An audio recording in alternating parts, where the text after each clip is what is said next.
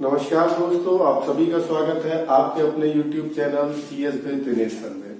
दोस्तों, आज हम आपके लिए जो टॉपिक लेके आए हैं बहुत ही इम्पोर्टेंट टॉपिक है और जब हम संविधान के भाग शुरू करने वाले हैं तो उससे पहले इसको पढ़ना आपको जरूरी है।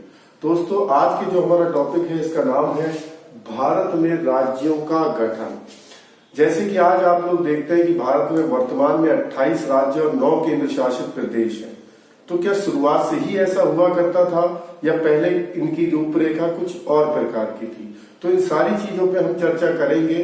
ज्यादा बड़ा टॉपिक नहीं है दोस्तों, लेकिन इम्पोर्टेंट बहुत है और यहाँ से बहुत सारे ऑब्जेक्टिव पूछे गए हैं और लगातार पूछे जाएंगे। तो उम्मीद करता हूँ दोस्तों आपको ये टॉपिक पसंद आएगा। तो शुरू करते हैं। भारत में राज्यों का गठन। दोस्तों, जब हमें आजाद करने की बात कही, ब्रिटेन के प्रधानमंत्री विंस्टन चर्चिल ने कहा कि अब भारत को आजाद कर दिया जाए।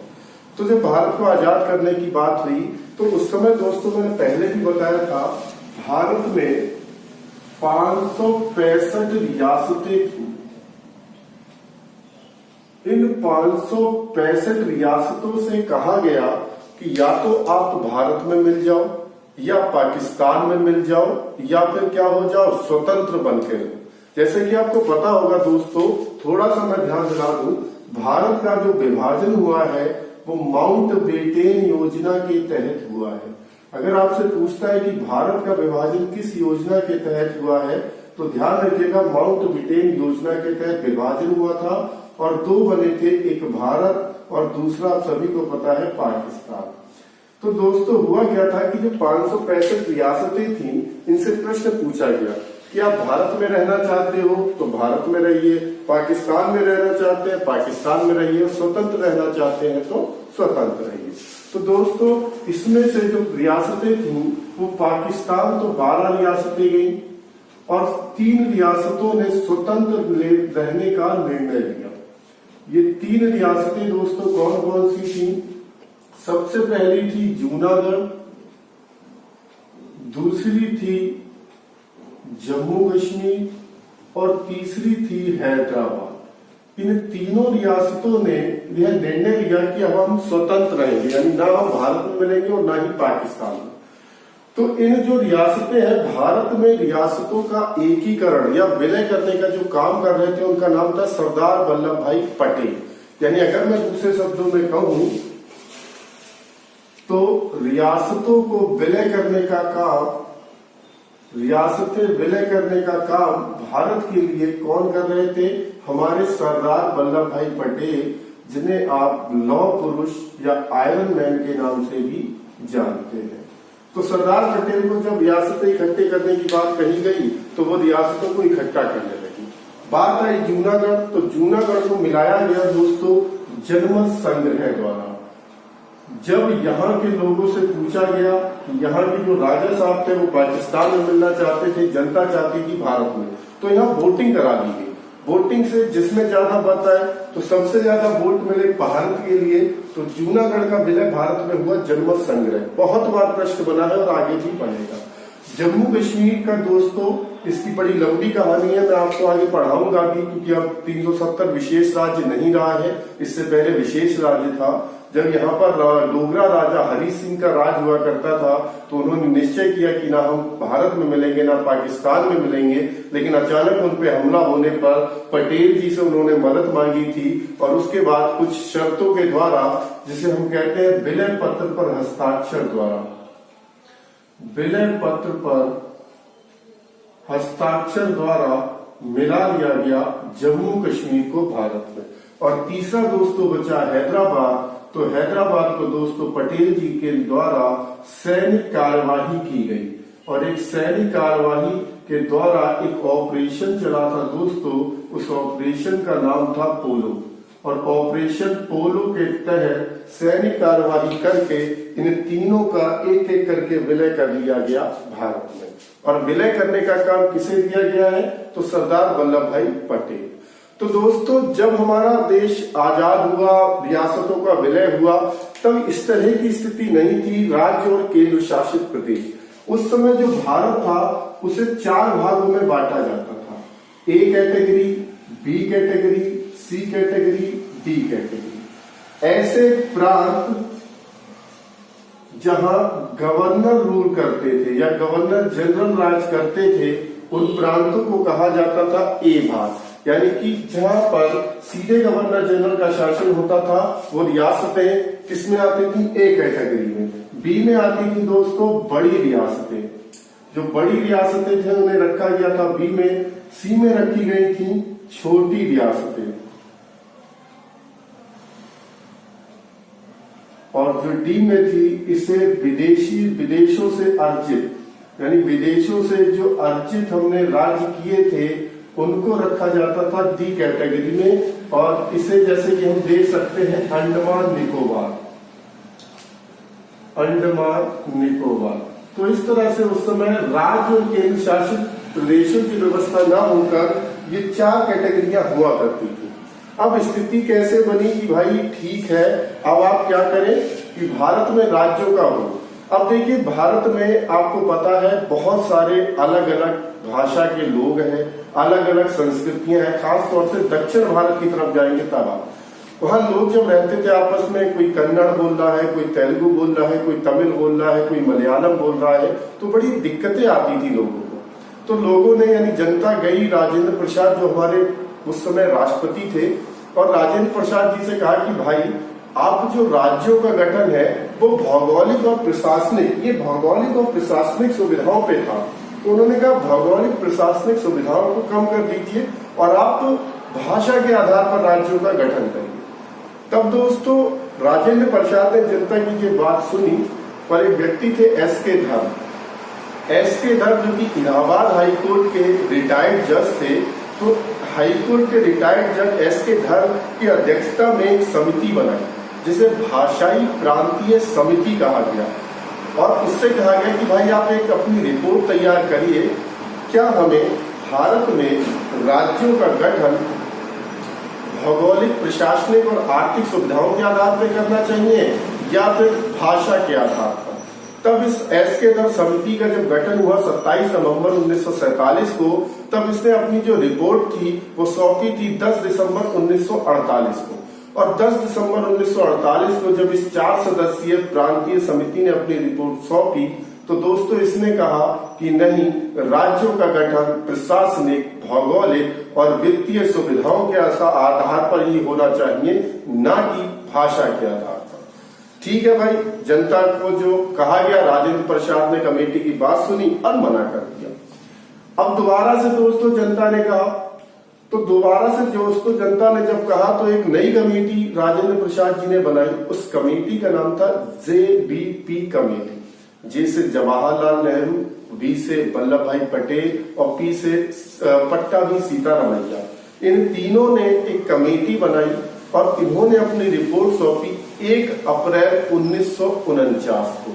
1 अप्रैल 1949 को जब रिपोर्ट सौंपी, तब उसमें कहा कि इन्होंने उसी बात को दोहराया कि ना ही भाषा के आधार पर हम करेंगे, और हम करेंगे किसके आधार पर? वही जो चल रहा था प्रांत भाषा या फिर वित्तीय सुविधा के आधार पर। तो दोनों बार रिपोर्ट फेल हो गई और सबने यही कहा कि भाई इसी तरह रहने दो जैसा चल रहा है। अब दोस्तों क्या हुआ, एक तेलुगु नेता थे पट्टाभी, जिन्हें आप रमल्लू के नाम से भी जानते हैं, वो कांग्रेस के एक नेता थे। जब उन्होंने ये बात सुनी तो वो नाराज हो गए और वो बैठ गए दोस्तों भूख हड़ताल पर। और 56 दिनों की भूख हड़ताल करने के बाद 15 दिसंबर 1952 को उनकी मृत्यु हो गई। अब दोस्तों जब अचानक मृत्यु हो गई तो नेताओं में आनंद फानन हो गई कि अरे ये क्या हो गया, जनता भड़क ना जाए। तो इस आनंद फानन में 1 अक्टूबर 1953 को भाषा के आधार पर पहला राज्य बनाया गया आंध्र प्रदेश। आप सभी ने पढ़ा होगा कि भाषा के आधार पर बनने वाला पहला राज्य क्या था? आंध्र प्रदेश। और तुरंत ही गठन किया गया राज्य पुनर्गठन आयोग का। तो दोस्तों अभी हमने जितनी बातें आपको बताई हैं, इसे हम एक बार बोर्ड पे लिख देते हैं जिससे आपको याद रहे। उसके बाद हम आगे की बात करेंगे।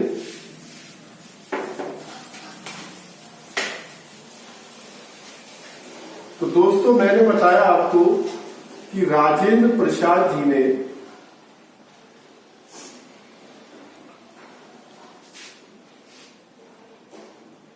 जनता के कहने पर एस के धर, लिख सकते हैं इलाहाबाद हाई कोर्ट के रिटायर्ड जज, तो इनकी अध्यक्षता में एक 4 सदस्यीय समिति बनी, जिसे इस समिति को दोस्तों हमने नाम दिया भाषाई प्रांतीय समिति। मैंने बताया था कि आपको कि जनता के बार बार कि आप राज्यों का गठन भाषा के आधार पर करिए, तो राजेंद्र प्रसाद जी ने एस के धर की अध्यक्षता में, यानी कि अध्यक्ष कौन थे तो आप लिख सकते हो, एस के धर की अध्यक्षता में एक 4 सदस्यीय समिति का गठन किया गया। इसे हमने कहा भाषाई प्रांतीय समिति।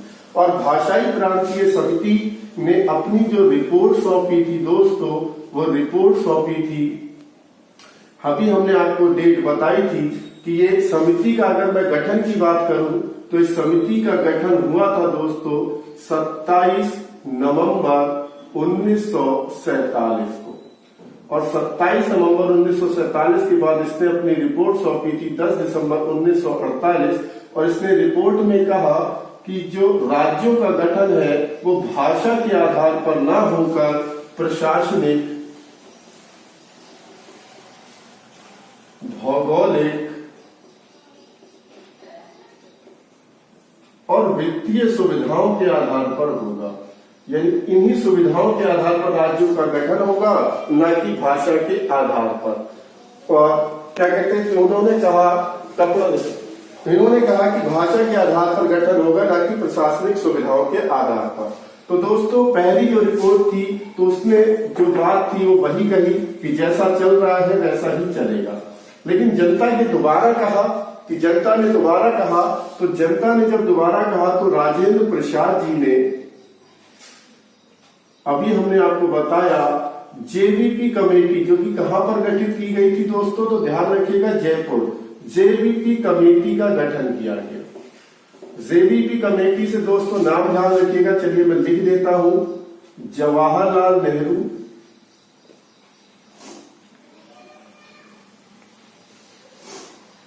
वल्लभ भाई पटेल,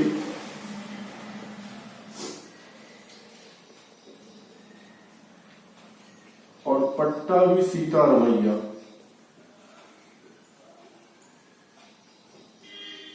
तो इस कमेटी ने अपनी जो रिपोर्ट थी दोस्तों वो सौंपी थी 1 अप्रैल 1949 को, और इसने भी अपनी रिपोर्ट में वही कहा कि राज्यों का गठन भाषा के आधार पर नहीं होना चाहिए, बल्कि प्रशासनिक, भौगोलिक और वही वित्तीय सुविधाओं के आधार पर होना चाहिए। तो दोनों ये रिपोर्टों थी और दोनों ही रिपोर्टों ने क्या कहा दोस्तों, प्रशासनिक, भौगोलिक, वित्तीय सुविधाओं के आधार पर। अब दोस्तों क्या हुआ, अब आगे क्या हुआ कि हमने एक बताया था आंध्र प्रदेश के एक नेता थे, आंध्र प्रदेश के एक नेता थे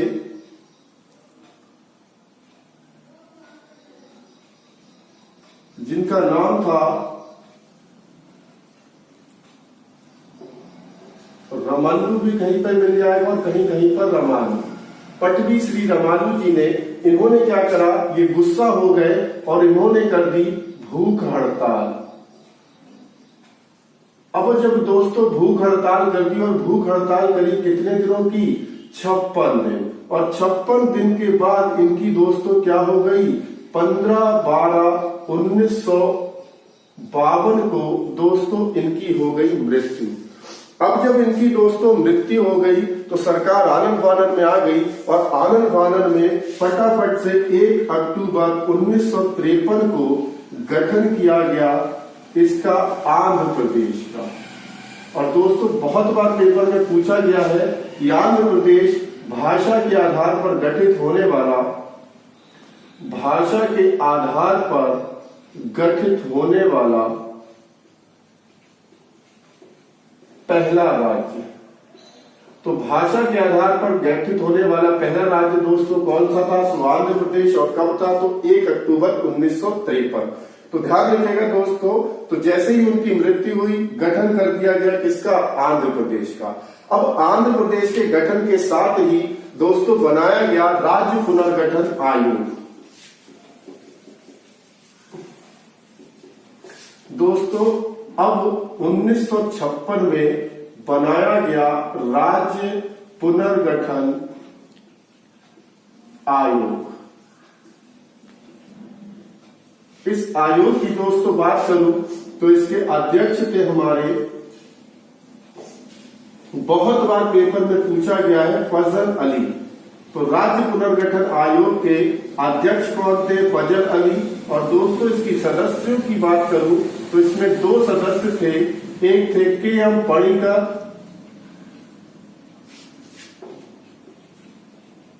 और दूसरे थे हृदयनाथ कुंजरू। तो ये 3 सदस्य था। तो राज्य पुनर्गठन आयोग बनाया गया और जिसके अध्यक्ष थे दोस्तों फजल अली। और इस फजल अली ने अपनी जो रिपोर्ट सौंपी थी इस आयोग ने, और इस आयोग ने जो रिपोर्ट सौंपी थी दोस्तों ध्यान रखिएगा 30 दिसंबर 1955। 30 दिसंबर 1955 को अपनी रिपोर्ट सौंपी। दोस्तों ध्यान रखिएगा राज्य पुनर्गठन एक्ट या अधिनियम 1956 में है, लेकिन आयोग का गठन कब हुआ, तो ये सॉरी माफ कीजिएगा यहाँ पर 1953। राज्य पुनर्गठन आयोग 1953 में गठित हुआ और इसने अपनी रिपोर्ट जो सौंपी थी वो 30 दिसंबर 1955 को सौंपी। और इसी रिपोर्ट को सौंपने के बाद 7वां संशोधन हुआ। 7वां संशोधन हुआ 1956 में। और 1956 में संशोधन के बाद आया राज्य पुनर्गठन अधिनियम। तो दोस्तों राज्य पुनर्गठन अधिनियम कब आया, तो आप ध्यान रखेंगे 1956, लेकिन आयोग का गठन किया गया था 1953। और दोस्तों गठन के बाद ही इसमें बता दिए गए कि भारत में अब क्या होंगे, 14 राज्य होंगे और केंद्र शासित प्रदेशों की संख्या कितनी थी, 7। यानी 7 केंद्र शासित प्रदेश और 14 राज्यों का निर्माण किया गया। किस एक्ट के तहत, तो ध्यान रखिएगा दोस्तों राज्य पुनर्गठन एक्ट के तहत 14 राज्य और सॉरी माफ कीजिएगा 6 केंद्र शासित प्रदेशों का गठन किया गया। वर्तमान में ये राज्य 28 और केंद्र शासित प्रदेश 9 है, लेकिन राज्यों को 29 तक गए थे दोस्तों। 29वां राज्य हमारा तेलंगाना बना था। तो 14 राज्य तो दोस्तों आपको पता ही होंगे स्टार्टिंग के। हम 14वें के बाद जैसे पूछ लिया जाता है कि 15वां राज्य कौन सा है, 16वां कौन सा है, 17वां, तो मैं एक एक करके आपके सामने लिख देता हूं। तो 7वां संशोधन 1956 पुनर्गठन अधिनियम आ गया है और इसके तहत भारत में 14 राज्य व 6 केंद्र शासित प्रदेश बनाए गए। तो यहां तक दोस्तों आपको सारी बातें समझ में आ गई होंगी। तो हमने बात करी कि 14 राज्य हो चुके थे। अब हम देखेंगे कि 15वां राज्य कौन सा था, 16वां, 17वां, 18वां, 19वां, 20वां, 21वां, 22वां, 23वां राज्य, 24वां, 25वां, 26वां, 27वां, 28वां और 29वां राज्य कौन कौन से। दोस्तों सभी की डेट तो आपको ना याद हो, लेकिन अंतिम 3-4 की डेट आपको बिल्कुल याद रखनी है कि ये कब कब बने। अगर 15वें की बात करूं तो बना था दोस्तों गुजरात, 16वां था नागालैंड, 17वें की दोस्तों बात करूं तो हरियाणा, हिमाचल प्रदेश, मणिपुर, त्रिपुरा,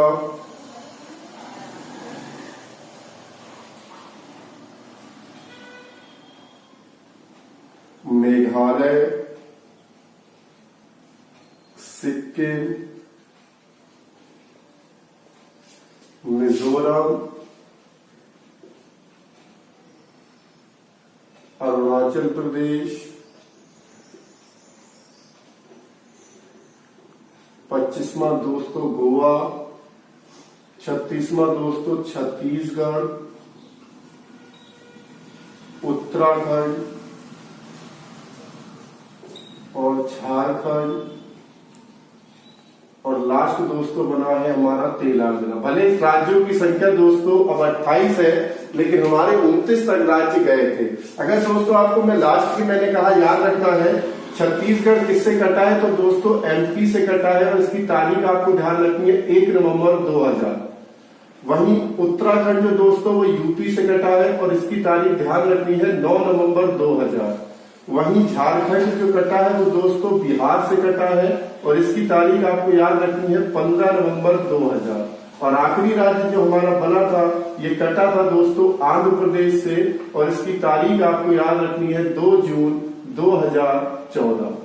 तो ये थे दोस्तों, कभी कभी आपसे प्रश्न पूछ लेगा कि 15वां राज्य, 16वां, 19वां, 20वां, ये आप इत्मीनान से 2-4 बार लिखेंगे तो आपको आसानी से याद हो जाएंगे। और अंतिम जो राज्य बने हैं उनको आपको डेट और किससे कटे हैं ये भी ध्यान रखना है। तो उम्मीद करता हूं दोस्तों कि आपको वीडियो पसंद आई होगी, और वीडियो अगर पसंद आई है तो वीडियो को ज्यादा से ज्यादा लाइक करें और शेयर करें। अगर दोस्तों आप मेरे चैनल पे नए हैं तो चैनल को सब्सक्राइब करें और साथ ही बेल आइकन को दबाएं, जिससे आने वाली वीडियो की नोटिफिकेशन आपको मिलती रहे। Thank you.